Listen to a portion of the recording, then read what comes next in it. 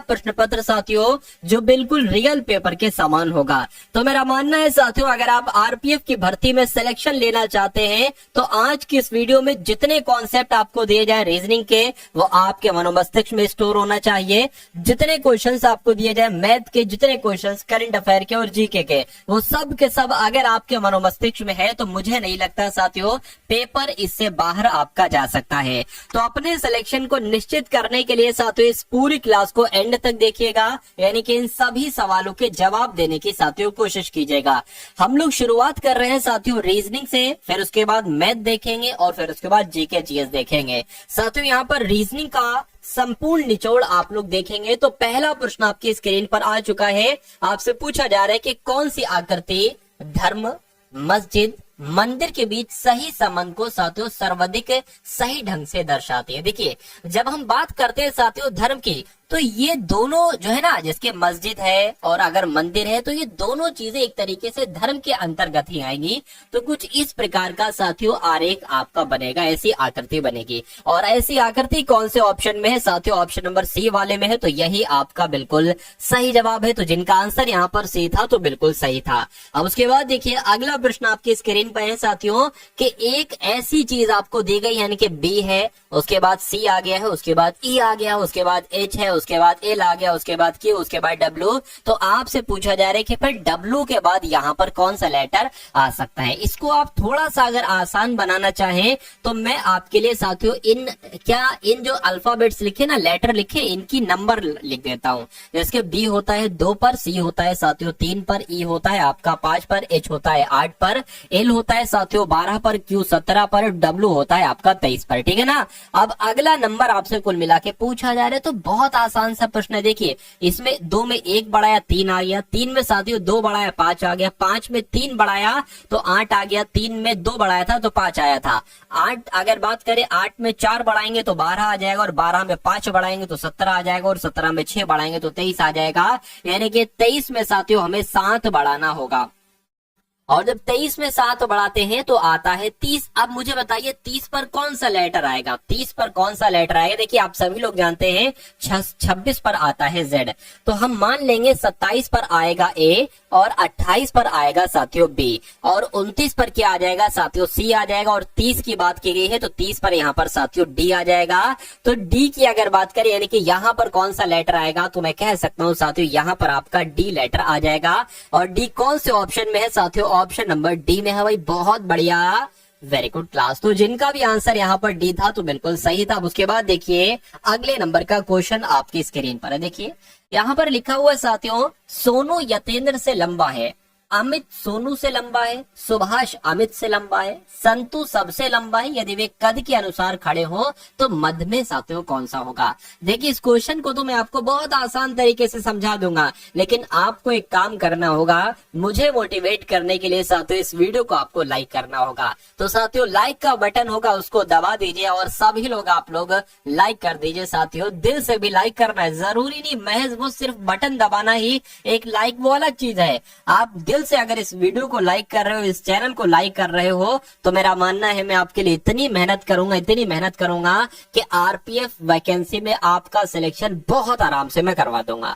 ठीक है ना। जो मैं आपको पढ़ाता जाऊं वो आप पढ़ते जाओ। चलिए यहाँ पर अगर बात करते हैं साथियों, देखिए सोनू यतेंद्र से लंबा है, तो जब हम बात करते हैं साथियों सोनू की, तो मान लीजिए ये आपके क्या हो जाएंगे? देखिए, जो बड़ा होगा ना उसको हम ऊपर रखेंगे। तो सोनू की अगर बात करें, ये यतेंद्र से लंबा है, तो सोनू हमने ऊपर रख दिया, यतेंद्र हमने नीचे रख दिया। उसके बाद कहा जा रहा है कि अमित सोनू से लंबा है। क्या कहा जा रहा है साथियों? अमित सोनू से लंबा है, तो सोनू के ऊपर आ जाएगा अमित। क्या? सोनू के ऊपर आ जाएगा अमित। उसके बाद कहा गया कि सुभाष अमित से लंबा है, तो अमित के ऊपर आ जाएगा सुभाष। क्या कहा गया है साथियों? सुभाष जो है ना वो अमित से लंबा है, तो ये सुभाष आ गया। उसके बाद कहा गया कि संतु सबसे लंबा है। चलिए भाई, संतु क्या कहा गया है? संतु जो है ना वो सबसे लंबा हो गया। यदि वे कद के अनुसार खड़े हो तो मध्य में कौन सा होगा? यानी कि सबसे छोटा यतेंद्र, उससे बड़ा सोनू, उससे बड़ा अमित, उससे बड़ा सुभाष और सबसे बड़ा संतु। पूछा जा रहा है मध्य में कौन सा होगा, यानी कि बिल्कुल बीच वाला कौन सा होगा? तो अमित होगा, और अमित आपके इस क्वेश्चन का बिल्कुल सही जवाब हो जाता। भाई बहुत बढ़िया, वेरी गुड क्लास। अब उसके बाद देखिए साथियों अगले नंबर का क्वेश्चन आपके स्क्रीन पर है, देखिए और बताइए सही जवाब आपका यहाँ पर क्या हो सकता है। चलिए देखिए 6 से यहाँ पर क्या बता दिया गया है, 6 से यहाँ पर 72 बनाया गया है, तो आपको बताना है 8 से यहाँ पर कौन सा नंबर आ सकता है, बताइए। अब मुझे ये बात बता दीजिए कि 6 में हम किसकी गुणा करें कि 72 आ जाए। तो मेरा ऐसा मानना है साथियों कि 6 की अगर 12 से गुणा की जाए तो 72 आ जाएगा, क्योंकि 12 छंग आपके 72 ही होते हैं। तो 8 की गुणा भी साथियों हमें 72 से कराना पड़ेगी। बिल्कुल साथियों, जब 6 से 12 की गुणा कराई तो 72 आया है, तो 8 की भी 12 से साथियों गुणा कराएंगे, और 12 अट्ठे कितना होता है साथियों, 96 होता है। इसलिए 96 प्रश्नवाचक चिन्ह की जगह पर आ जाएगा, और 96 यहाँ कहाँ पर है, तो ऑप्शन नंबर डी में है। तो इस प्रकार जिनका आंसर यहाँ पर डी था तो बिल्कुल सही था साथियों। बिल्कुल बेसिक से मैं आपको लेकर चल रहा हूँ इस क्लास में, बिल्कुल शुरुआत से आपको उठाया है, एक तरीके से शून्य से आपको उठाया है, और शिखर तक पहुंचाने का इस वीडियो में आपको साथियों काम किया जाएगा। चलिए, और अभी तो आपको मैथ के भी क्वेश्चंस देखना है, जीके जीएस करंट अफेयर के भी क्वेश्चंस देखना है। अभी साथियों अगर आपका ऐसा मन है कि यहाँ से इस वीडियो से उठकर चला जाया जाए, तो मेरा मानना है कि आप दिल से सिलेक्शन लेना नहीं चाहते, क्योंकि ये 3-4 साल बाद वैकेंसी आई है साथियों आरपीएफ की, और अब पता नहीं कब आएगी, और जब आएगी तो साथियों हो सकता हो आपकी एज ना, आप फॉर्म ना उसमें डाल पाओ, या हो सकता हो आपकी परिस्थिति कंडीशन ऐसी ना हो कि आप इस समय जितनी पढ़ाई कर सकते हो फिर 1-2 साल बाद आप ना कर सको। तो सिलेक्शन, देखिए सिलेक्शन होना तो बहुत आसान बात है, लेकिन सिलेक्शन जल्दी लेना ये कठिन बात है। और क्या फायदा आप 32 साल में 30 साल में गवर्नमेंट जॉब में जा रहे हो। अरे भाई कम से कम 30 साल नहीं, बल्कि मैं तो कहता हूँ जो आपकी शुरुआत उम्र है, जो अभी आपकी उम्र है, उसमें आप सिलेक्शन ले लो तो आपकी वाहवाही होगी। फिर आपकी क्या आधी जिंदगी आपकी गुजर गई और फिर आप सिलेक्ट हुए, तो फिर कैसे क्या मजा आ पाएगा। तो कम उम्र में साथियों आप सिलेक्शन ले लो, यानी कि परीक्षा वाला कंटेंट साथियों आपको मैं पढ़ाऊंगा और सिलेक्शन आपका बहुत आराम से करवाऊंगा। देखिए 27 को यहाँ पर 9 कर दिया गया है, 64 को यहाँ पर क्या किया जा सकता है। तो 27 और 9 का संबंध जो है ना, देखिए ये 3 का स्क्वायर है और ये 3 का क्यूब है, ठीक है ना, ये 3 का स्क्वायर है, ये 3 का क्यूब है, तो ये तो साथियों 4 का क्यूब है। तो यहाँ पर क्या 4 का स्क्वायर आ जाएगा, बिल्कुल साथियों 4 का स्क्वायर आ जाएगा, यानी कि 16 यहाँ पर आ जाएगा। तो जिनका भी आंसर यहाँ पर ऑप्शन नंबर सी था तो बिल्कुल करेक्ट है भाई, बहुत बढ़िया, वेरी गुड क्लास। अब उसके बाद देखिए साथियों अगले नंबर का क्वेश्चन आपकी स्क्रीन पर है, देखिए और बताइए राइट आंसर आपका क्या हो सकता है। तस्वीर में बहुत ध्यान से देखिएगा, अच्छा क्वेश्चन है। देखिए तस्वीर में महिला की ओर संकेत करते हुए राजीव कहता है कि उसकी माँ का केवल एक पोता है, ठीक है ना, क्या लिखा हुआ है, उसकी माँ का केवल एक पोता है, ठीक है, जिसकी माँ मेरी पत्नी है। तस्वीर में जो महिला है उसका राजीव से क्या संबंध है, ये कुल मिला के साथियों आपको यहाँ पर बतलाना है। देखिए जो जो कहता जाएगा वो हम करते जाएंगे। तस्वीर में महिला की ओर संकेत करते हुए राजीव कह रहा है कि उसकी माँ, यानी कि मान लीजिए ये वो महिला हो जाएगी, जिस तरफ इशारा किया जा रहा है ना, ये वो महिला हो जाएगी। इसकी माँ के बारे में कहा जा रहा है कि उस महिला की माँ, यहाँ पर लिखा है उसकी माँ का केवल एक पोता है। देखिए उसकी माँ ये हो गई, इसकी माँ का कोई बेटा होगा, बिल्कुल बेटा होगा, इसकी माँ का कोई बेटा होगा और इस बेटे का भी कोई बेटा होगा, ठीक है ना, वही तो पोता कहलाएगा भाई। अरे भाई वही तो इसका पोता, माँ का पोता यही तो कहलाएगा, ठीक है। जिसकी माँ, क्या लिखा हुआ है साथियों, जिसकी माँ कहा गया, जिसकी माँ मेरी पत्नी है, जिसकी माँ मेरी पत्नी है साथियों, ये आपसे कहा गया है। यानी कि इस लड़की की अगर बात करते हैं साथियों, एक तरीके से फिर से मैं आपको समझा देता हूँ, थोड़ा सा मुझे ऐसा लग रहा है कि आपको कंफ्यूजन हो गया। तस्वीर में महिला की ओर संकेत करते हुए राजीव कहता है कि उसकी माँ का केवल एक पोता है, उसकी माँ का केवल एक पोता है, तो माँ का बेटा होगा, उसका कोई बेटा होगा। उसकी माँ का केवल एक पोता है, अब ये पोते की एक तरीके से है, जिसकी माँ मेरी पत्नी है। यानी कि अगर बात करें, ठीक है ना, अगर बात करें साथियों इस बेटे की माँ की बात की जा रही है, इस बेटे की माँ की बात की जा रही है साथियों, तो उसका राजीव से, तस्वीर में जो महिला है उसका राजीव से साथियों क्या संबंध होगा, तो सीधा सीधा साथियों यहाँ पर आपका राइट आंसर हो जाएगा भाई। बहुत आसान सा क्वेश्चन है, बहन का ही तो रिश्ता होगा, क्या साथियों बहन का ही तो एक तरीके से रिश्ता होगा, इसलिए जिनका आंसर यहाँ पर है ऑप्शन नंबर ए के साथ तो बिल्कुल सही है। उसके बाद देखिए साथियों अगले नंबर का क्वेश्चन आपके स्क्रीन पर है, देखिए और बताइए राइट आंसर आपका क्या हो सकता है। देखिए यहाँ पर कहा गया है कि 5 किताबें हैं, मतलब एक किताब का नाम ए है, फिर बी है, फिर सी है, डी है, ई है, इन 5 किताबें हैं ये, एक मेज पर रखी है। तो एक साथियों हम क्या बना लेते, एक मेज बना लेते। ये हमने मेज बना ली और ये 5 किताबें रखी है। यहाँ पर कहा गया कि यदि डी जो है ना, डी ये बी के दाईं ओर है, यानी कि डी किताब जो है ये बी के दाईं ओर है। चलिए कोई बात नहीं। और कह रहे ई के बाईं ओर है, यानी कि डी किताब बी के तो दाईं ओर है, लेकिन जब हम बात करते हैं ई की तो ई के बाईं ओर है। तो इतनी बात समझ में आ गई। उसके बाद कहा गया है कि ए सी और बी के मध्य में है, ठीक है ना। ए जो है ना, ए सी और बी ये हो गया और ए मध्य में, यानी कि ए जो है ये सी और बी के मध्य में बना ले। अब कहा गया है कि तो मध्य में किताब कौन सी, अरे भाई मध्य में किताब कौन सी होगी, मध्य में किताब बी वाली ही तो होगी। तो बी आपका बिल्कुल सही जवाब हो जाएगा भाई। जिनका आंसर यहाँ पर बी था तो बिल्कुल सही था। उसके बाद देखिए अगले नंबर का क्वेश्चन आपकी स्क्रीन पर है, देखिए और बताइए राइट आंसर आपका यहाँ पर साथियों क्या हो सकता है। चलिए भाई बहुत बढ़िया, वेरी गुड क्लास। चलिए साथियों अगर आपने अभी तक इस क्लास को लाइक ना किया हो तो इस क्लास को साथियों तुरंत आप क्या करेंगे, एक बार साथियों लाइक कर देंगे और लाइक का साथियों बटन आप लोग एक बार क्या करेंगे साथियों दबा देंगे। चलिए तो क्या हो सकता है साथियों इस क्वेश्चन का राइट आंसर, बहुत ध्यान से आपको देखना है और बहुत ध्यान से साथियों आपको इस क्वेश्चन का जवाब देना है। चलिए भाई अब यहाँ पर साथियों जो जो कहा जा रहा है ना उसको चीजों को हम फॉलो करेंगे और उन सारी चीजों को साथियों देखकर हम सही राइट आंसर तक पहुंचने की कोशिश करेंगे। चलिए भाई तो 6 व्यक्ति है भाई, 6 व्यक्ति हो गए, A B C D E, 6 व्यक्ति हो गए, ठीक है भाई 6 व्यक्ति हो गए। उसके बाद कहा गया है कि एक कतार में खड़े हैं, तो एक कतार में खड़े हैं। कहेंगे सी और डी एक दूसरे के सन्निकट हैं ई के बगल में, मतलब सी और डी जो है ना साथियों, सी और डी कह रहे हैं कि पास पास है एक तरीके से सन्निकट और ई के बगल में है।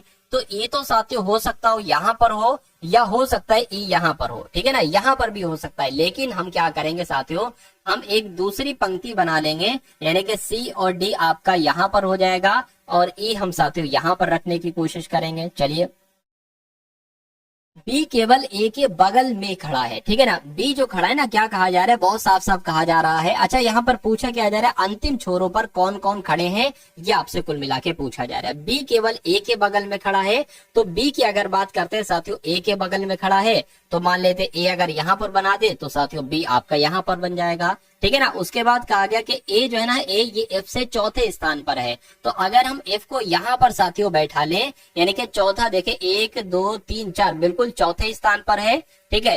ए जो है एफ से चौथा स्थान है, बिल्कुल है। इस कतार के दोनों अंतिम छोरों पर कौन कौन खड़े होंगे, तो एक पर तो बी खड़ा है और एक पर एफ खड़ा है, तो कुल मिला के बी एफ आपका बिल्कुल सही जवाब हो जाता है। उसके बाद देखिए अगले नंबर का क्वेश्चन आपके स्क्रीन पर है, देखिए और बताइए राइट आंसर आपका क्या है। चलिए तो यहाँ पर साथियों अगर बात करते हैं क्या लिखा हुआ है, यहाँ पर अगर साथियों बात करें, अपने पति से एक व्यक्ति का परिचय कराते हुए एक महिला कह रही है, अपने पति से परिचय करा रही है एक व्यक्ति का, और वो महिला कह रही है कि इसके भाई, क्या इस व्यक्ति के भाई के पिता, इस व्यक्ति के देखिए इस व्यक्ति का भाई के पिता, मतलब उस व्यक्ति के ही पिता कौन है, मेरे दादाजी के इकलौते पुत्र है। अब देखिए औरत कह रही मेरे दादाजी का इकलौता पुत्र कौन होगा, मेरे दादाजी का इकलौता पुत्र, यानी कि उस महिला का पिता की बात चल रही है, उस महिला के पिता की बात चल रही है, यानी कि उस महिला के जो पिता है ना, पिता वो उसके ही पिता हैं, यानी कि वो दोनों एक तरीके से बहन भाई होंगे। उस महिला का उस व्यक्ति से क्या संबंध है, वो व्यक्ति क्या कहेगा, महिला को बहन कहेगा, तो बहन आपका बिल्कुल सही जवाब हो जाएगा। थोड़ा सा दिमाग लगाएंगे तो बहुत आसानी से साथियों आप लोग यहाँ पर प्रश्नों का जवाब दे सकते हैं। चलिए अब अगर बात करें साथियों, उसके बाद देखिए सुधा को याद है, यहाँ पर को लिखा है, सुधा को याद है कि वह अपने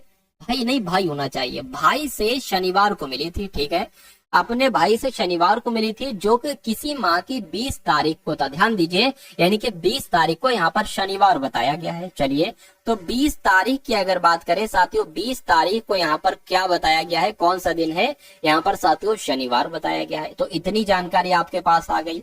उसके बाद कहा गया यदि उस माह की पहली तारीख को मंगलवार को थी, यानी कि उस माह की पहली तारीख को क्या था साथियों, उस माह की पहली तारीख को मंगलवार था। कौन सा दिन था साथियों, मंगलवार था। तो सुधा किस तारीख को अपने भाई से मिली, यानी कि कुल मिला के साथियों जब हम बात करते हैं, देखिए आपसे कुल मिला के पूछा ये जा रहा है, जिसकी एक जानकारी यहाँ पर दी गई है कि 20 तारीख को शनिवार है। अब उसे याद है कि वो शनिवार को ही मिली थी, ठीक है ना। तो अब जो 20 तारीख के बाद शनिवार आएगा ना, उस डेट को मिली होगी, और 20 तारीख के बाद कब शनिवार आएगा ये कुल मिला के साथियों आपसे यहाँ पर पूछा जा रहा है। देखिए, एक को अगर मंगलवार है ना, तो दो को भी साथियों क्या होगा, दो की अगर बात करते हैं साथियों, दो को भी मंगलवार होगा, ठीक है ना। दो को थोड़ी ना भाई, अरे भाई ये तो 7 का प्लस होता है, मतलब इसमें 7 प्लस करोगे तो ये 8 बन जाएगा, 8 को भी मंगलवार होगा। फिर इसमें 7 प्लस करोगे तो ये 15 बन जाएगा, यानी कि 15 को भी मंगलवार होगा। फिर 22 को भी मंगलवार होगा। अब इतनी जानकारी मेरे पास आ गई है कि 22 तारीख को क्या है साथियों, 22 तारीख को एक तरीके से मंगलवार है, ठीक है ना। तो 23 को कौन सा दिन होगा, और 24 को कौन सा दिन होगा, और 25 को कौन सा दिन होगा। 23 की अगर बात करते हैं साथियों तो बुधवार हो जाएगा। फिर यहाँ पर कौन सा दिन हो जाएगा, बुध के बाद क्या आ जाएगा साथियों, गुरुवार आ जाएगा। और 25 की अगर बात करते हैं साथियों, शुक्रवार आ जाएगा। और 26 की अगर बात करते हैं साथियों तो शनिवार आपका आ जाएगा। तो कुल मिला के 26 तारीख को शनिवार है, यानी कि 20 तारीख के बाद जब भी शनिवार होगा ना, उस दिन वो साथियों अपने भाई से मिली होगी, तो 26 तारीख को वो मिली होगी। इसलिए सही जवाब आपका जाएगा ऑप्शन नंबर सी, यानी कि 26 के साथ, ठीक है ना। तो उम्मीद करता हूं साथियों इस सवाल को समझ गए होंगे। फिर से एक बार समझाने की कोशिश करता हूं कि सुधा को याद है कि वे अपने भाई से शनिवार को मिली थी, जो मतलब 20 तारीख को शनिवार था और उस दिन मिली थी। यदि उस माह की पहली तारीख को मंगलवार था, उस माह की पहली तारीख को मंगलवार था, तो सुधा किस तारीख को अपने भाई से मिली थी, ये आपसे कुल मिला के पूछा जा रहा है। तो 26 आपका राइट आंसर हो जाएगा। चलिए अब उसके बाद देखिए अगले नंबर का क्वेश्चन आपकी स्क्रीन पर है, देखिए और बताइए राइट आंसर आपका क्या होगा। चलिए तो अब आपके सामने यहाँ पर साथियों कौन से मैथ के यहाँ पर आपके सामने क्वेश्चन शुरू हो चुके हैं। तो मैथ के क्वेश्चन को साथियों आप लोग देखेंगे, देख के साथियों बताएंगे कि पहले क्वेश्चन का राइट आंसर आपका क्या होगा। कि एक ग्राहक किसी थोक विक्रेता को 1620 रुपए में एक सिलाई मशीन खरीदता है। यदि वह 25% और 10% के क्रमागत बट्टे पर खरीदी गई तो उसका अंकित मूल्य क्या होगा। मैं मान लेता हूं साथियों उसका अंकित मूल्य क्या होगा, उसकी अंकित मूल्य x होगा। यानी कि उस अंकित मूल्य पर पहले 25% की छूट दी गई, उसके बाद 10% की छूट दी गई, उसके बाद जो मूल्य पड़ता है ना उसका सिलाई मशीन का तो 1620 रुपए पड़ता है। हम मान लेते अंकित मूल्य x रुपए है, इस पर पहले 25% की छूट दी गई यानी कि उसको 75% में बेचा गया। उसके बाद 10% की छूट दी गई यानी कि उसको 90% में बेचा गया। ये दोनों छूटे देने के बाद उसका जो मूल्य आता है वो 1620 आता है। तो इसको आपको कैलकुलेट करना है, x का मान निकालना है और x का मान ही अंकित मूल्य होगा। तो उसका अंकित मूल्य क्या होगा, हम बहुत आसानी से निकाल सकते हैं। देखिए इस जीरो से आपका ये जीरो कैंसिल हो गया, 25 3 आपके 75 हो जाएंगे, 25 चौक आपके साथियों 100 हो जाएंगे। इतनी बात आपको समझ में आ गई।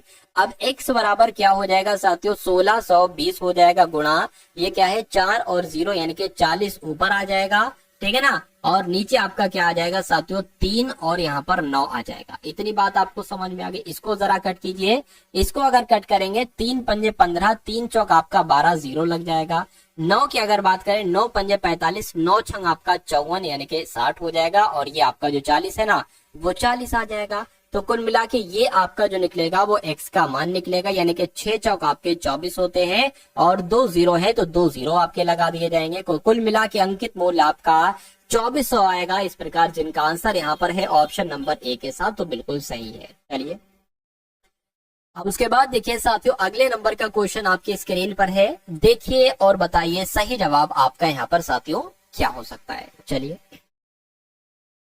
तो बहुत अच्छे तरीके से साथियों आप लोग यहाँ पर देखेंगे राइट आंसर आपका यहाँ पर क्या हो सकता है। एक दूध विक्रेता दूध को क्रय मूल्य पर बेचने का दावा करता है, यानी कि वो क्या कहता है, वो एक तरीके से साथियों कहता है कि मैं जितने रुपए में इसको खरीद कर लाया था ना, मैं उतने रुपए में ही आपको साथियों क्या कर रहा हूँ, आपको एक तरीके से बेच रहा हूँ। ये उसका कहने का मतलब है, ठीक है ना। लेकिन अगर बात करते हैं साथियों वो उस दूध को बेचता तो है लेकिन 20% का वो प्रॉफिट कहीं ना कहीं करके ले लेता है। तो अब आपसे कहा जा रहा है कि अगर प्रति 3 लीटर यानी कि 3 लीटर अगर वो मिश्रण बेचता है, मतलब जिसमें पानी भी है दूध भी है, ठीक है, तो कुल मिला के कितना पानी उसमें मिला हुआ है। यानी कि देखिए, जब अगर ये 3 लीटर बेच रहा है तो इसका मतलब है कि इस पर ये 20% प्रॉफिट भी ले रहा है, यानी कि 120% में वो दे रहा है। यानी कि 3 की वैल्यू क्या हो गई साथियों, कितनी हो गई साथियों, 120% हो गई। इतनी बात आपको साथियों समझ में आ गई होगी।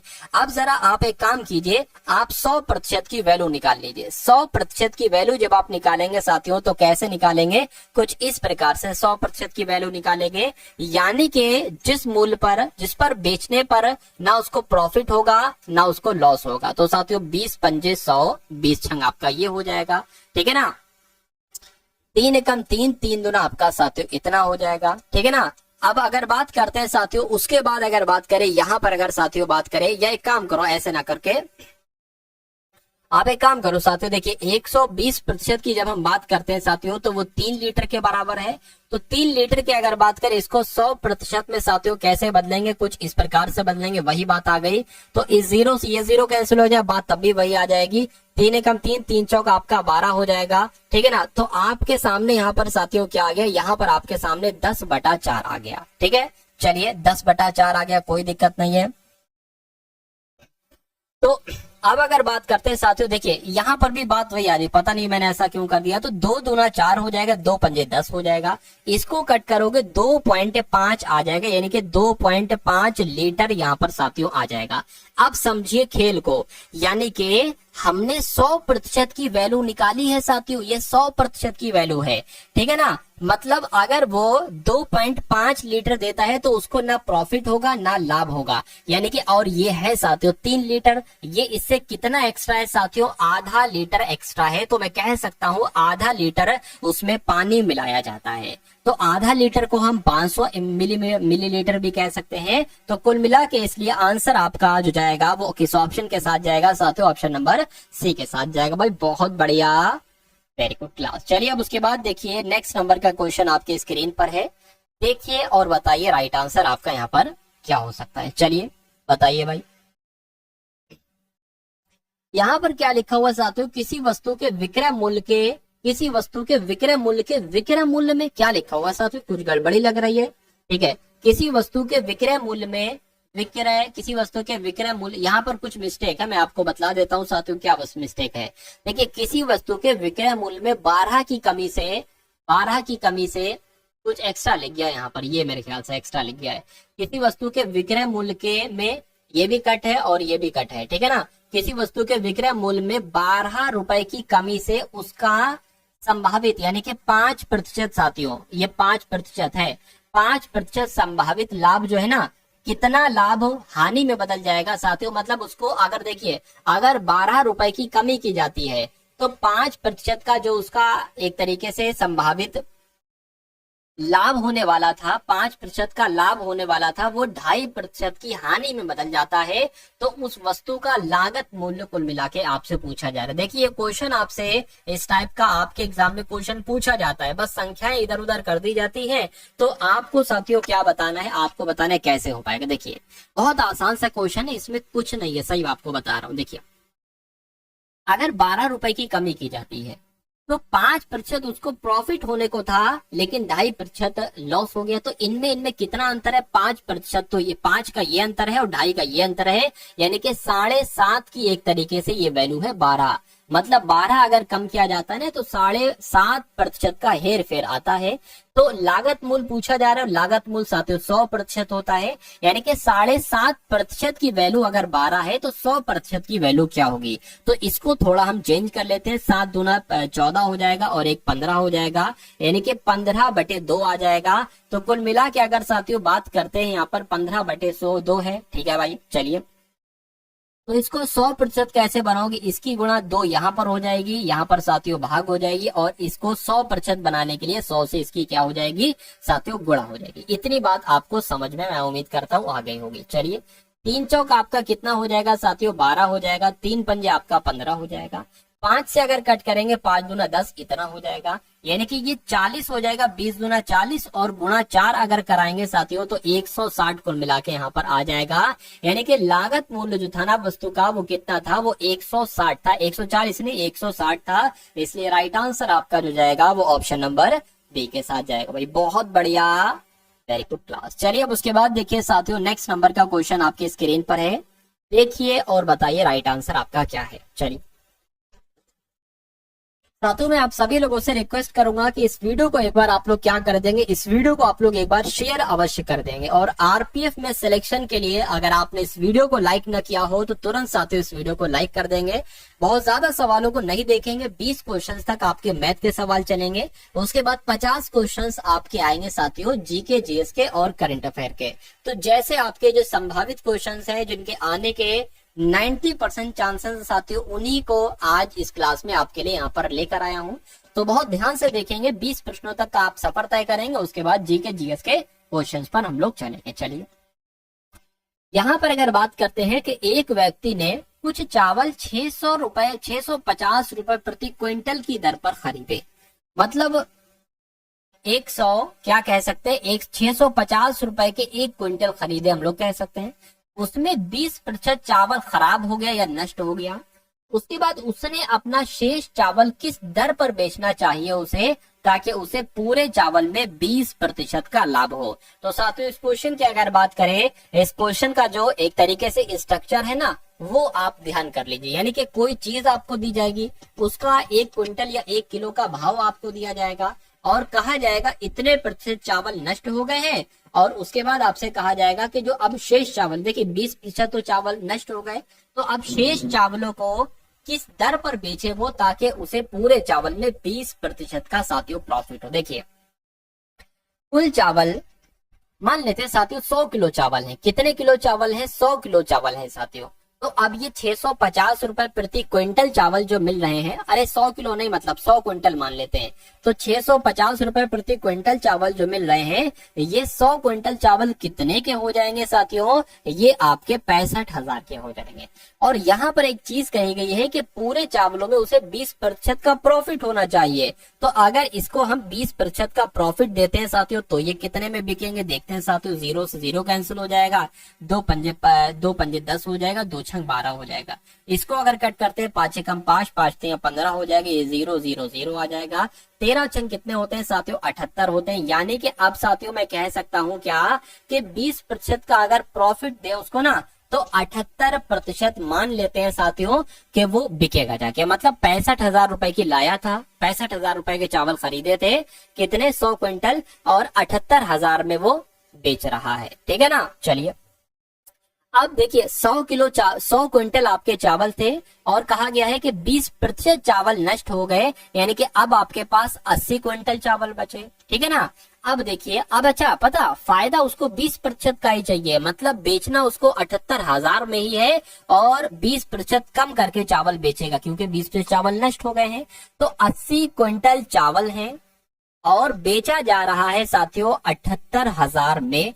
तो आपसे कुल मिला के पूछा जा रहा है कि 650 की जगह उसको कितने रुपए प्रति क्विंटल बेचना चाहिए। इसको सॉल्व करा लो, आपको मालूम पड़ जाएगा। इसकी अगर बात करें 0 से 0 कट जाएगा, 8 64, 8 3 आपका 72 हो जाएगा, 6 जाएगा ये साथियों कितना 60 हो जाएगा, 8 पंजे 40, 8 छंग 48, 8 सत्ते आपका साथियों 56 हो जाएगा, 4 जाएगा ये 40 हो जाएगा और 8 पंजे आपका 40 हो जाएगा। यानी कि 975 में साथियों अगर वो चावल को बेचता है तो उसको 20% का प्रॉफिट होगा। राइट आंसर आपका जाएगा डी के साथ। भाई बहुत बढ़िया, वेरी गुड क्लास। चलिए अब उसके बाद देखिए अगले नंबर का क्वेश्चन आपकी स्क्रीन पर है, बताइए। चलिए यहाँ पर अगर बात करते हैं साथियों, 3 कक्षाओं के विद्यार्थियों की संख्याओं का अनुपात कितना है? 2:3:5 है।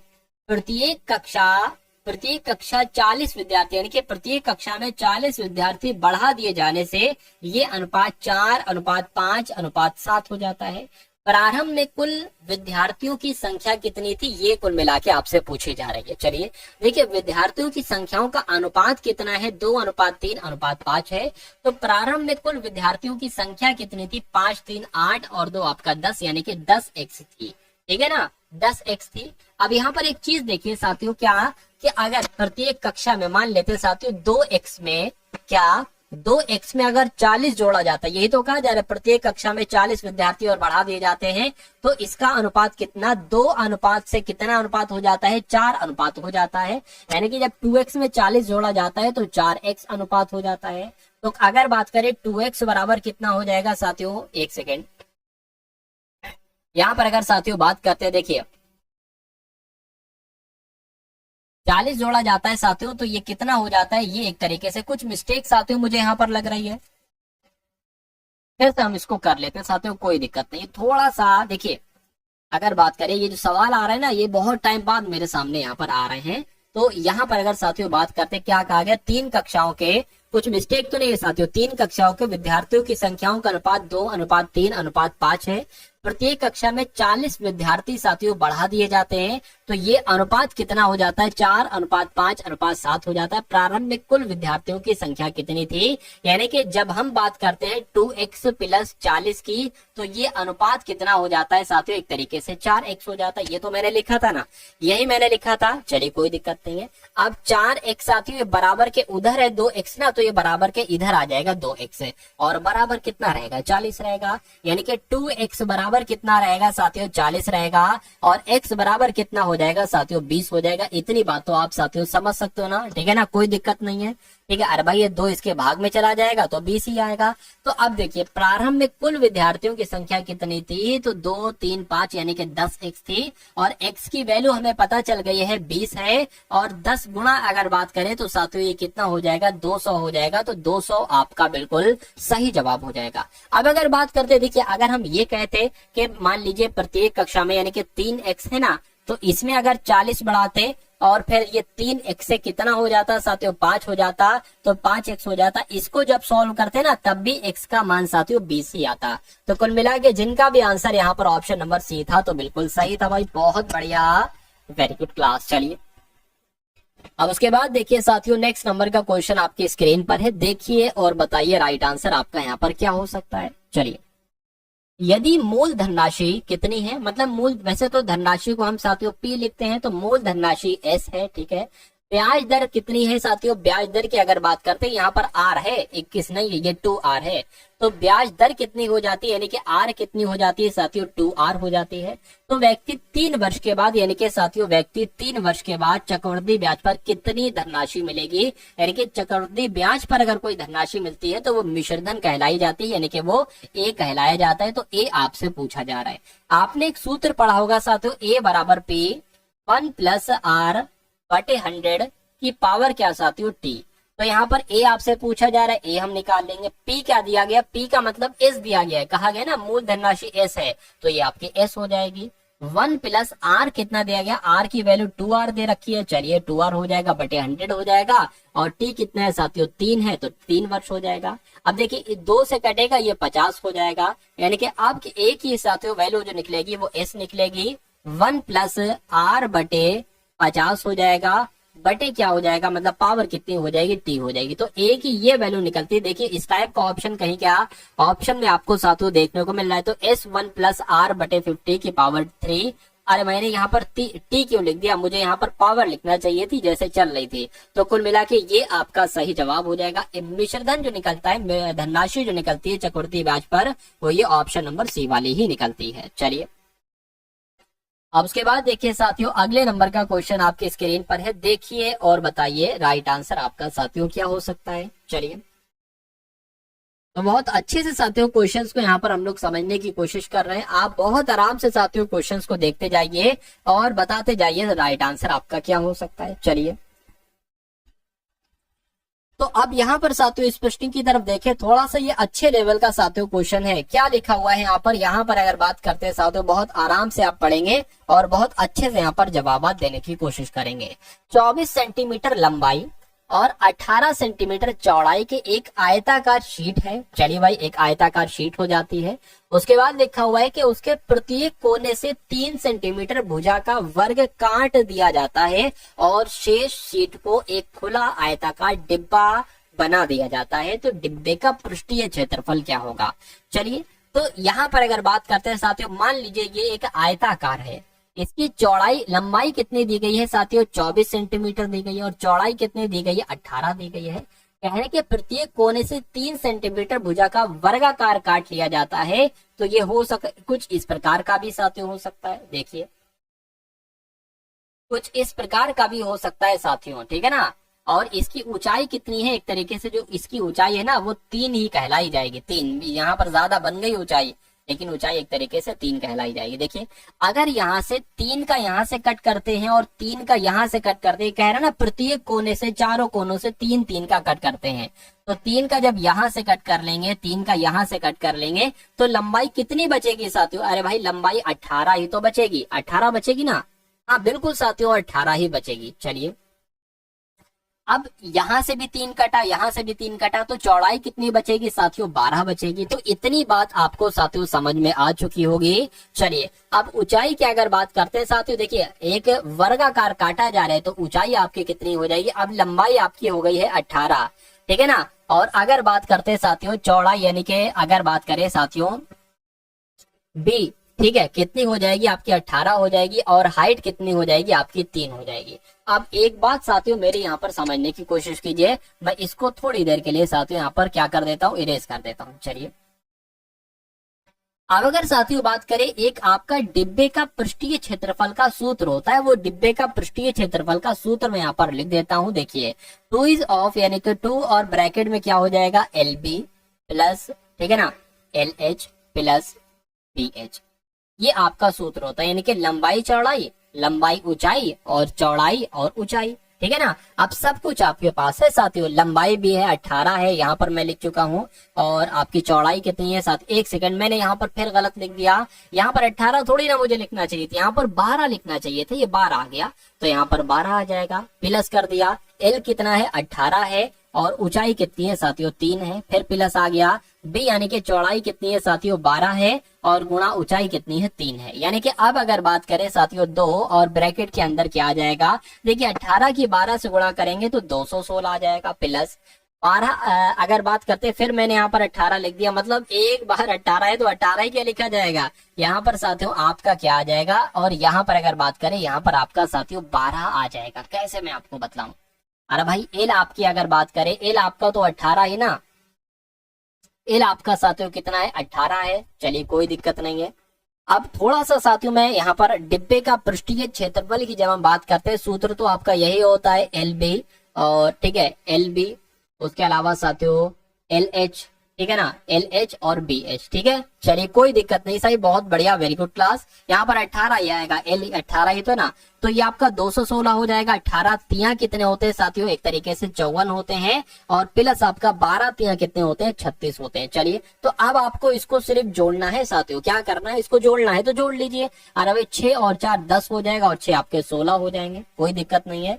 ये आपके 4 और 5 9 हो जाएंगे, 9 और 1 आपका 10 हो जाएगा। चलिए कोई दिक्कत नहीं है, ठीक है ना, 10 हो जाएगा, और एक आपका हासिल का लग जाएगा, यानी कि 3 हो जाएगा। और ये गुणा साथ में 2 भी तो चल रहा है, तो 306 की गुणा 2 से करना है, तो 300 300 600 और 6 6 12, तो कुल मिला के 612 वर्ग सेंटीमीटर आपका क्या आ जाएगा साथियों? 312 वर्ग सेंटीमीटर, सॉरी 612 वर्ग सेंटीमीटर आपका एक तरीके से क्या आ जाएगा? आंसर आ जाएगा। और 612 कौन से ऑप्शन में है? तो ऑप्शन नंबर सी में है, जिनका आंसर यहाँ पर सी था, तो बिल्कुल सही था भाई, बहुत बढ़िया, वेरी गुड क्लास। चलिए अब साथियों उसके बाद देखिए अगले नंबर का क्वेश्चन आपके स्क्रीन पर है, देखिए और बताइए राइट आंसर यहाँ पर आपका क्या है। चलिए चलिए साथियों, तो यहाँ पर अगर साथियों बात करते हैं कि क्या आपका यहाँ पर सही जवाब हो सकता है, देखिए और बताइए राइट आंसर आपका क्या है। यहाँ पर लिखा हुआ है कि यदि a प्लस बी का 15% जो है ना, ये a माइनस बी के 25% के बराबर हो, तो b का कितने प्रतिशत a होगा? ये कुल मिला के साथियों आपसे पूछा जा रहा है। बहुत अच्छा क्वेश्चन है, और कोई दिक्कत इसमें आपको साथियों होना ही नहीं चाहिए। चलिए देखिए साथियों, बहुत अच्छा क्वेश्चन हो, बहुत ध्यान से साथियों आप लोग यहाँ पर देखेंगे, और सही आंसर बताने की आप सभी लोग यहाँ पर कोशिश करेंगे। देखिए भाई, तो अगर बात करें साथियों, देखिए a प्लस बी का 15% कहा गया है, तो a प्लस बी का 15% कहा गया है भाई, a प्लस बी का 15% कहा गया है, यानी कि 15/100 हो जाएगा। इतनी बात मैं आपको कई बार बतला चुका हूँ। बराबर आ जाएगा a माइनस बी की अगर बात करते हैं, तो a माइनस बी का 25% है लिखा हुआ, यानी कि 25/100 आ जाएगा। अब बराबर हो, नीचे सेम सेम संख्या हो, तो वो उससे कट जाती है, और ये 15 है, ये भी कट जाएगा एक तरीके से, 5 तिया 15 हो जाएगा, और 5 पंजे 25 हो जाएगा। इतनी बात साथियों आपको समझ में आ गई होगी। अब 3 की गुणा a से हो जाएगी, यानी कि 3a हो जाएगा, प्लस 3 की गुणा बी से हो जाएंगे यानी कि 3b हो जाएगा। फिर 5 की गुणा ए से हो जाएंगे यानी कि 5a हो जाएगा, -5 आपका बी हो जाएगा। ठीक है ना, 3a है और ये 5b है। ठीक है ना, अब 5a यहाँ पर लिखा साथियों और ये 3a है ना, ये 3a इधर आ जाएगा।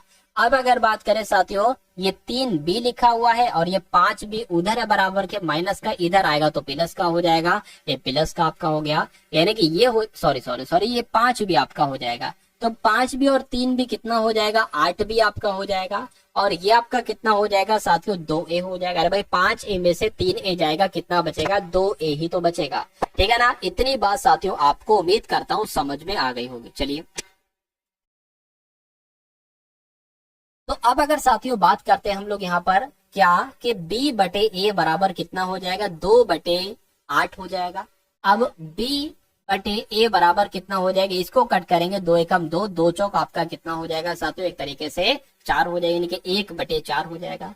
अब यहाँ पर साथियों कहा क्या गया है, बहुत ध्यान से देखिएगा। तो b का कितना प्रतिशत, b कितना है साथियों, 1 है, तो मैं कहूंगा b का यानी कि 1 का इतने प्रतिशत साथियों क्या है, a के बराबर है। ठीक है ना, a के बराबर है। a कितना है साथियों, a आपका 4 हो जाएगा। तो अब अगर साथियों बात करते हैं हम लोग यहाँ पर, अब अगर साथियों बात करते हैं, देखिए x बराबर कितना आ जाएगा, 400 आ जाएगा। तो यही तो आपका राइट आंसर हो जाएगा। कितना प्रतिशत, 400% आपका राइट आंसर हो जाएगा, जिनका आंसर यहाँ पर डी था, तो बिल्कुल सही था। चलिए भाई बहुत बढ़िया, वेरी गुड क्लास। अब उसके बाद देखिए अगले नंबर का सवाल आपके स्क्रीन पर है। चलिए तो यहाँ पर अगर साथियों बात करते हैं, थोड़ा सा ये सवाल सही तरीके से नहीं लिखा गया है। पॉइंट 30337 प्लस ये आपका एक तरीके से ब्रैकेट हो जाएगा। ठीक है ना, ये ऐसा करो ब्रैकेट ना रखो। ठीक है ना, और पॉइंट 126 का होल ऑफ स्क्वायर, ये एक तरीके से होल ऑफ स्क्वायर है, माइनस लगा हुआ है, फिर से वही संख्या है, फिर से ये साथियों क्या है, होल ऑफ स्क्वायर है। और फिर यहाँ पर एक तरीके से एक बटा है साथियों, क्या है, एक तरीके से यहाँ पर क्या है, बटा है, और बटे में ये चीजें आपकी लिखी हुई हैं। चलिए इतनी बात साथियों आपको समझ में आ चुकी होगी। अब अगर साथियों बात करते हैं हम लोग, क्या बात करते हैं, देखिए अब अगर बात करते हैं, कभी भी साथियों आपको मान लीजिए इसको हम क्या मान लेते हैं, ए मान लेते हैं, और इसको हम क्या मान लेते हैं, बी मान लेते हैं। उसी प्रकार इसको भी हम क्या मान लेते हैं, ए, और इसको भी साथियों क्या मान लेते हैं, बी, एक तरीके से मान लेते हैं।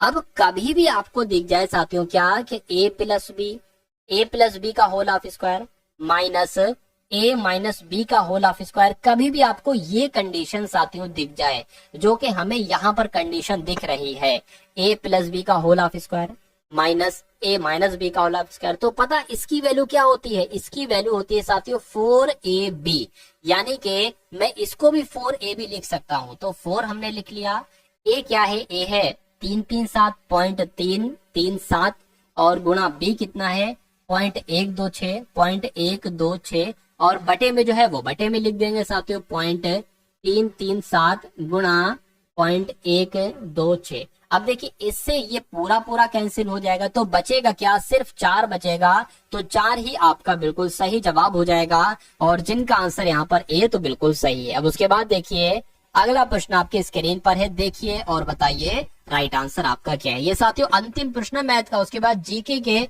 हम लोग क्वेश्चंस देखेंगे। और जीके का पहला सवाल एक बार देख लेते हैं, मिट्टी के तेल में रखा जाता है किसे, सोडियम को, सीजियम को, कैल्शियम को या पोटेशियम को, ये एग्जाम में बहुत पूछा जाता है आपसे। चलिए अब यहाँ पर अगर साथियों बात करते हैं इस क्वेश्चन के राइट आंसर की, अगर बात करते हैं कि किसी टंकी में 3 नल लगे हुए हैं, तो हम मान सकते हैं नल ए, नल बी और नल सी, ये 3 नल लगे हुए हैं। कहने के जो अलग अलग उस टंकी को भरते हैं, यानी कि पहला नल यानी कि ए जो है वो 30 घंटे में भरता है, दूसरा नल 20 घंटे में भरता है, तीसरा नल 10 घंटे में भरता है। यदि तीनों नल एक साथ खोल दिए जाते हैं तो टंकी कितने घंटे में भर जाएगी, आपसे पूछा जा रहा है। देखिए ऐसा करने के बाद एक ऐसा नंबर यहाँ पर साथियों लिखते हैं जो इन तीनों के पहाड़े में आए, यानी कि वो साथियों 30 के पहाड़े में भी आए, 20 के पहाड़े में भी आए और 10 के पहाड़े में भी आए।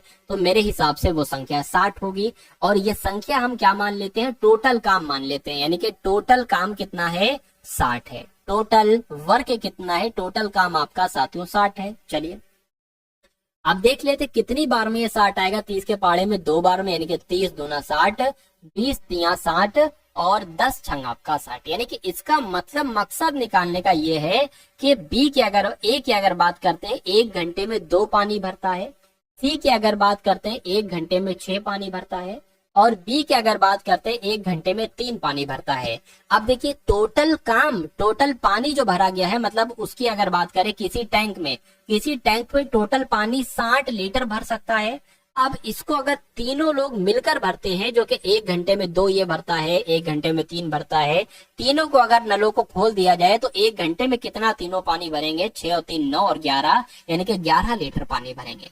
अरे भाई टोटल पानी भरना है इतना, और 1 घंटे में तीनों लोग भर रहे हैं 11, तो उसको कितने घंटे का समय लगेगा साथियों? इसको सॉल्व कर लो बस। 11 एकम 11, 11 पंजे 55 हो जाएगा, बचेगा 5, यानी कि 5 सही 5/11 घंटे में वो पूरा टैंक भर दिया जाएगा साथियों, ए बी और सी के द्वारा।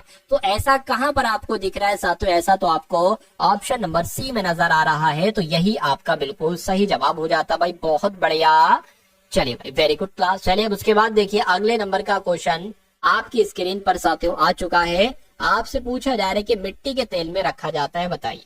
अब बहुत सुपर फास्ट तरीके से हम लोग साथियों यहाँ पर देखेंगे। चलिए, तो मिट्टी के तेल में साथियों सोडियम को रखा जाता है, राइट आंसर आपका जाएगा ए के साथ। उसके बाद देखिए डोलोमाइट किसका अयस्क है? तो ये तो साथियों मैग्नीशियम का अयस्क है। आंसर आपका जो जाएगा वो किस ऑप्शन के साथ जाएगा साथियों? ऑप्शन नंबर बी के साथ जाएगा भाई। बहुत बढ़िया, वेरी गुड क्लास। चलिए उसके बाद देखिए द्रव अधातु तत्व, यानी कि इसमें से द्रव अधातु तत्व कौन सा है? तो ब्रोमीन की अगर बात करें, ब्रोमीन आप लोग ध्यान रखेंगे साथियों द्रव अधातु तत्व है। किसमें कार्बन की प्रतिशतता सबसे ज्यादा होती है? तो एंथ्रासाइट की जब हम बात करते हैं, एंथ्रासाइट में साथियों कार्बन की प्रतिशतता सबसे ज्यादा होती है, राइट आंसर आपका डी के साथ। उसके बाद देखिए साथियों हीरा होता है तो पारदर्शी होता है और रंगहीन होता है। क्या साथियों? हीरा जो होता है वो पारदर्शी होता है और रंगहीन होता है। कृत्रिम हीरा कहा जाता है, बताइए। तो कृत्रिम हीरा जो है ना साथियों, कृत्रिम हीरा कहा जाता है सिलिकॉन कार्बाइड। तो सिलिकॉन कार्बाइड कौन से ऑप्शन में है? ऑप्शन नंबर ए में है भाई। बहुत बढ़िया, वेरी गुड क्लास। रासायनों की सम्राट की अगर बात करते हैं तो सल्फ्यूरिक अम्ल को कहा जाता है। क्या कहा जाता है? सल्फ्यूरिक अम्ल को रासायनों का सम्राट कहा जाता है। दूध के दही के रूप में जमने का कारण क्या है, बताइए। तो लैक्टोबैसिलस की जब हम बात करते हैं तो लैक्टोबैसिलस की वजह से, यानी कि लैक्टोबैसिलस की वजह से दूध के दही बन जाता है। दूध जो है ना वो दही बन जाता है। विषाणु का अध्ययन करने के लिए इनमें से किसकी अनिवार्य है, बताइए। यानी कि कौन चीज जरूरी है, बताइए। तो सूक्ष्म, यानी कि विषाणु का अगर अध्ययन करना होगा तो हमें किसकी जरूरत पड़ेगी? सूक्ष्मदर्शी की जरूरत पड़ेगी, जिनका आंसर यहाँ पर ए तो बिल्कुल सही है। आप कुछ क्वेश्चन करंट अफेयर के भी देख लीजिए कि केंद्रीय मंत्रिमंडल ने 7 मार्च 2024 को 2024-25 सीजन के लिए कच्चे जूट के न्यूनतम समर्थन मूल्य में कितने रुपए प्रति क्विंटल की वृद्धि को मंजूरी प्रदान की है? तो 288 रुपए प्रति क्विंटल की वृद्धि को मंजूरी दी है, ये आप लोग ध्यान रखेंगे। चलिए अब उसके बाद देखिए साथियों यहाँ पर अगर बात करें, ओलजास बेकनोव को किस देश का नया प्रधानमंत्री नियुक्त किया गया है? तो यहाँ पर अगर बात करें कजाकिस्तान की अगर बात करें तो कौन प्रधानमंत्री है? ओलजास बेकनोव है। ये आप लोग साथियों एक तरीके से ध्यान रखेंगे। चलिए उसके बाद देखिए 23वां विश्व सतत विकास शिखर सम्मेलन 7 से 9 फरवरी 2024 तक किया गया। ये कहां पर साथियों आयोजित किया गया? तो ये कहां पर आयोजित किया गया आप लोग ध्यान रखेंगे, नई दिल्ली में साथियों इसका आयोजन किया गया था। यानी कि अगर आपसे पूछा जाए 23वां विश्व सतत विकास शिखर सम्मेलन का आयोजन कहां पर किया गया, तो नई दिल्ली में साथियों किया गया। निम्नलिखित में से किसे भारत रत्न से सम्मानित किए जाने की घोषणा 9 फरवरी 2024 को की गई थी? तो यहाँ पर अगर बात करें साथियों, देखिए बहुत अच्छा जो क्वेश्चन है, चौधरी चरण सिंह को भी भारत रत्न सम्मानित दिए जाने की घोषणा की गई थी, पीवी नरसिम्हा राव को भी और एम एस स्वामीनाथन को भी। तो इसलिए आंसर आपका जो है वो किस ऑप्शन के साथ जाएगा? ऑप्शन नंबर डी के साथ जाएगा। चलिए उसके बाद देखिए साथियों अगले नंबर का क्वेश्चन आपकी स्क्रीन पर है कि शास्त्रीय गायक उस्ताद राशिद खान का किस बीमारी के कारण जनवरी 2024 को निधन हो गया था? तो हृदय घात की वजह से साथियों इनका निधन हो गया था। ये आप लोग ध्यान रखेंगे, राइट आंसर आपका जाएगा सी के साथ भाई। बहुत बढ़िया, वेरी गुड क्लास। उसके बाद देखिए निम्नलिखित में से किस टीम ने राष्ट्रीय दृष्टि बाधित महिला T20 क्रिकेट टूर्नामेंट खिताब जनवरी 2024 को जीता था? चलिए तो ओडिशा की अगर बात करें साथियों, ओडिशा आपके इस प्रश्न का बिल्कुल सही और सटीक जवाब हो जाता भाई, बहुत बढ़िया, वेरी गुड क्लास। चलिए अब उसके बाद देखिए अगले नंबर का क्वेश्चन आपकी स्क्रीन पर है।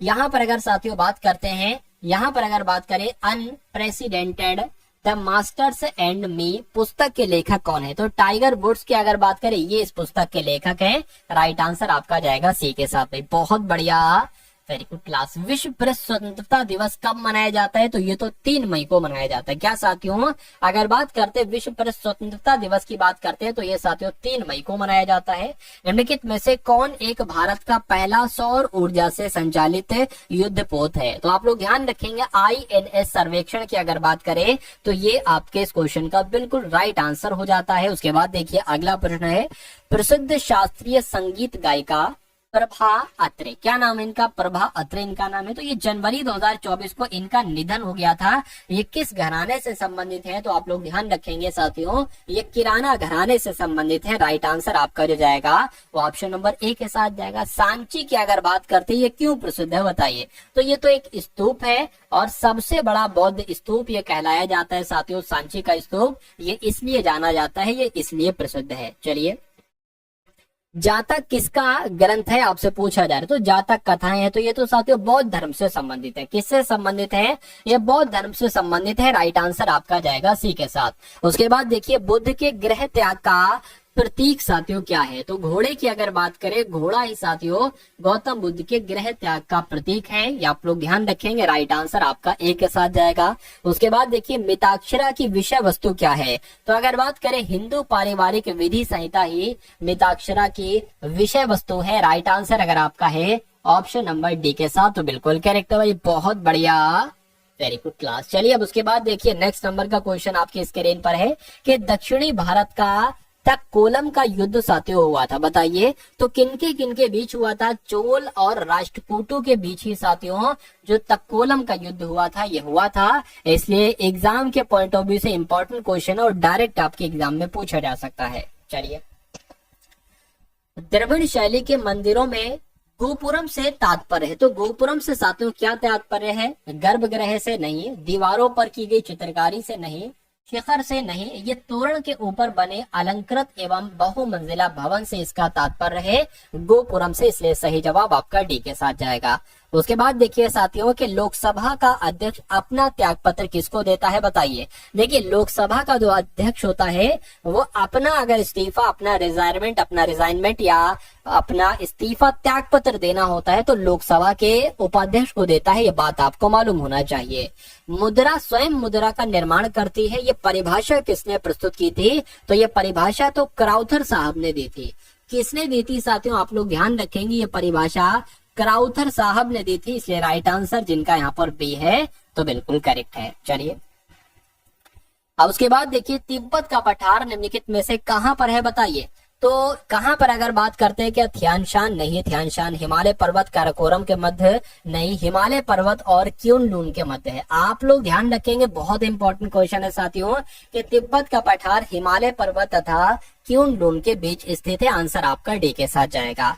नील नदी के डेल्टा क्षेत्र में सर्दी के मौसम में कौन सी फसल उगाई जाती है, तो गेहूं की फसल उगाई जाती है नील नदी के डेल्टा क्षेत्र में सर्दी के मौसम में। तो इस प्रकार जिनका भी आंसर यहाँ पर है ऑप्शन नंबर डी के साथ, तो बिल्कुल करेक्ट भाई, बहुत बढ़िया, वेरी गुड क्लास। चलिए उसके बाद देखिए अगले नंबर का क्वेश्चन आपकी स्क्रीन पर है, बताइए। चलिए यहाँ पर अगर साथियों बात करते हैं अमुक्त माल्यद किसकी रचना है, तो आप लोगों को मालूम होना चाहिए कृष्णदेव राय की रचना है। क्या साथियों, कृष्णदेव राय की रचना है साथियों अमुक्त माल्यद। राइट आंसर आपका जाएगा ऑप्शन नंबर ए के साथ। चलिए अब अगर बात करें साथियों वाटरलू ये कहाँ पर स्थित है, तो ये तो बेल्जियम में स्थित है। वाटरलू साथियों कहाँ पर स्थित है, बेल्जियम में स्थित है, आपको मालूम होना चाहिए। सही जवाब अगर आपका ऑप्शन नंबर डी था तो बिल्कुल सही था। उसके बाद देखिए विजय केलकर समिति एग्जाम में बहुत बार क्वेश्चन पूछा जा चुका है, तो ये किससे संबंधित है, ये व्यापार सुधारों से संबंधित है नहीं, केंद्र राज्य वित्तीय संबंधों से संबंधित है नहीं,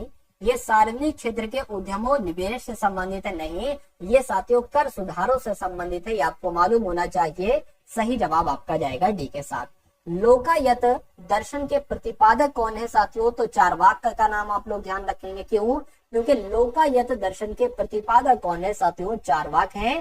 राइट आंसर यहाँ पर जिनका भी ऑप्शन नंबर सी था तो बिल्कुल सही था भाई, बहुत बढ़िया, वेरी गुड क्लास। साथियों देखिए क्लास को अभी या तो आप लोग लाइक कर दीजिए, अगर आपने क्लास को लाइक न किया हो तो एक बार साथियों इस वीडियो को पूरा एंड तक देखने के बाद इस क्लास को अवश्य लाइक कर देंगे, ठीक है ना साथियों। चलिए, निम्नलिखित में से नदियों में से किसका उद्भव साथियों भारत में नहीं है, बताइए। तो सतलज नदी का उद्भव जो है साथियों उद्गम ये भारत में नहीं है, राइट आंसर आपका जाएगा ए के साथ। दिलवाड़ा के जैन मंदिर का निर्माण किसने करवाया था, तो दिलवाड़ा के जैन मंदिर का निर्माण साथियों चालुक्यों ने करवाया था, राइट आंसर आपका जाएगा ऑप्शन नंबर सी के साथ। चलिए, महावीर स्वामी के जन्म की अगर बात करें साथियों तो कुंडग्राम में इनका जन्म हुआ था। इनका जन्म कहाँ पर हुआ था साथियों, कुंडग्राम में इनका जन्म हुआ था महावीर स्वामी का। उसके बाद देखिए हेलियोडोरस का 20 नगर अभिलेख संदर्भित है, बताइए। तो किससे संदर्भित है, तो केवल वासुदेव से संदर्भित है, राइट आंसर आपका जाएगा डी के साथ। देखिए बहुत तेजी के साथ साथियों मैं आपको क्वेश्चन दे देना चाहता हूं जो क्वेश्चंस आपके एग्जाम में आपको देखने को मिलेंगे, तो बहुत अच्छे तरीके से आप लोग इन क्वेश्चंस को देखिएगा और बहुत कम समय में आपको ज्यादा से ज्यादा कंटेंट देने की कोशिश करता हूं। अब उसके बाद देखिए राष्ट्रकूटकालीन स्थापत्य कला के नमूने मिलते हैं, तो एलोरा भी है और एलिफेंटा भी है, इसलिए राइट आंसर आपका जो जाएगा वो ऑप्शन नंबर ए बी दोनों के साथ जाएगा, यानी कि सी के साथ जाएगा। चलिए, चोल काल में नौसेना का सर्वाधिक विकास किसके मध्य में हुआ था, तो किसके मध्य में हुआ था साथियों, ये आपसे कुल मिला के पूछा जा रहा है, तो राजेंद्र प्रथम के समय में हुआ था, राइट आंसर आपका जाएगा सी के साथ। चलिए, प्रसिद्ध कलाविद फर्ग्यूसन ने किसके बारे में कहा कि उस काल के कलाकारों ने दैत्यों की तरह कल्पना की और जौहरियों की तरह उसे पूरा किया। तो अगर बात करें साथियों चोल स्थापत्य कला आपका बिल्कुल सही जवाब हो जाता है। राइट आंसर की अगर बात करते हैं, आंसर यहाँ पर जिनका ऑप्शन नंबर ए तो बिल्कुल सही है। चलिए, गंगईकोंड चोलपुरम के शिव मंदिर का निर्माण किस समय में हुआ था साथियों, तो किस समय में हुआ था अगर आपसे ये क्वेश्चन पूछ लिया जाए तो राजेंद्र प्रथम के समय में हुआ था, आंसर आपको मालूम होना चाहिए साथियों, आंसर आपका जाएगा बी के साथ। चलिए, बारदोली सत्याग्रह का नेतृत्व किसने किया था, अब आपसे पूछा जा रहा है, तो सरदार वल्लभ भाई पटेल के द्वारा ही बारदोली सत्याग्रह का नेतृत्व किया गया था, राइट आंसर आपका सी के साथ।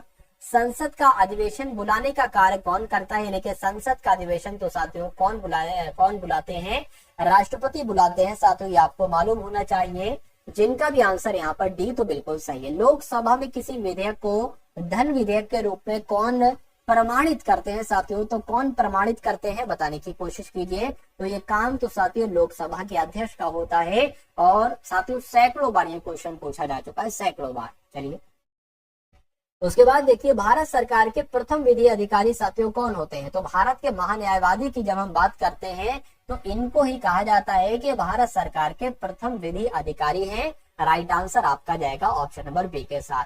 अखिल भारतीय सेवा में सम्मिलित नहीं है, यानी कि इनमें से कौन अखिल भारतीय सेवा में सम्मिलित नहीं है, तो भारतीय प्रशासनिक सेवा तो है, उसके अलावा पुलिस सेवा भी है, वन सेवा भी है, लेकिन भारतीय विदेश सेवा नहीं है।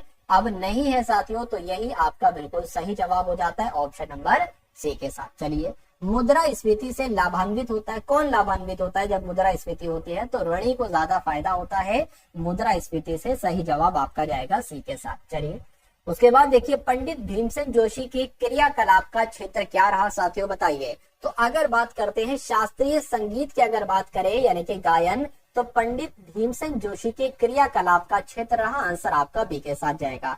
उसके बाद देखिए संसार की छत किसे कहा जाता है, तो पामीर की अगर बात करें, पामीर का पठार या पामीर नोट को क्या कहा जाता है साथियों, संसार की छत कहा जाता है।